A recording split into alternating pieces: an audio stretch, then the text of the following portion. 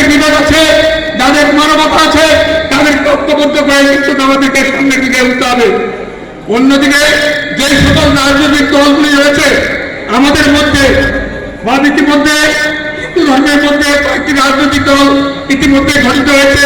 কল্যাণ front, Hindu বৌদ্ধ খ্রিস্টান কল্যাণ front হয়েছে, সেই পূজা ফ্রন্ট হয়েছে, আগে বাংলাদেশ হিন্দু বৌদ্ধ খ্রিস্টান ঐক্য পরিষদ রয়েছে, পূজা উদযাপন পরিষদ রয়েছে। এইগুলি কিন্তু যদি বিচ্ছিন্ন ভাবে এর যদি ধারাবাহিকতা বিভিন্ন দিকে ছড়িয়ে না হয়, আমাদের অবস্থা কিন্তু কোনোদিন পরিবর্তন করবে না। আমি আজকে আপনাদেরকে আহ্বান জানাতে চাই, সকলের সাথে মিলিয়ে আমরা একত্রিত যদি হতে না পারি তাহলে আমাদের দুর্দশা কোনোদিন বুঝবে না। আপনারা সকলে একত্রিত হন। এখানে ক্ষমতা আমি বলবো বর্তমানে রাজনৈতিক প্রেক্ষাপটে আপনার অনেক দায়িত্ব রয়েছে। সুব্রতদা দীর্ঘদিনের রাজনৈতিক একজন নেতাও সিনিয়র অ্যাডভোকেট।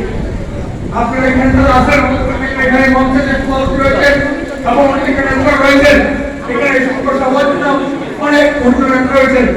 আপনারা একত্রিত হন।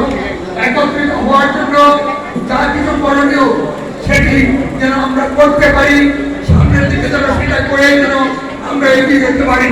আমাদের জন্য যেন সেই পুরনো নৌকা না আছে, আমাদের জন্য যেন মামলা চলা না আছে, আমাদের জন্য যেন অবহেলা না আছে, সেই একটি অবস্থা কিন্তু আমাদের তৈরি করতে হবে। আমি আর বক্তব্য বাড়াবো না। আমাদের সকলকে কিভাবে নিজেদের ভিতরে কোনো বিভাজন নয়,